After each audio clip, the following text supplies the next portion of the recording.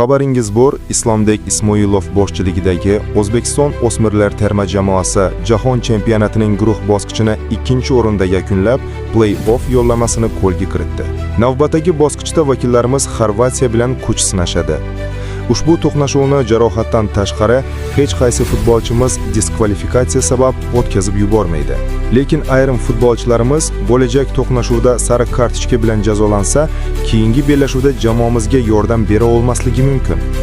Bular Muhammadali Musaxonov, Muhammad Hakimov, Sadriddin Hasanov, Asilbek Aliyev, Azizbek Abdumominov, Jamshidbek Rustamov, Miraziz Abdukarimov, Muhammad Habibullayev va Abdumalik Anvarov.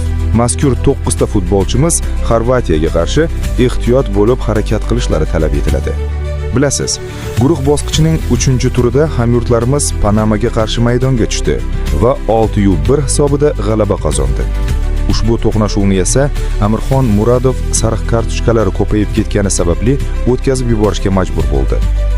Eslatib o'tamiz, agarda bir futbolchi 2 marta sariq kartochka bilan jazolansa, keyingi uchrashuvni o'tkazib yuborishga to'g'ri keladi.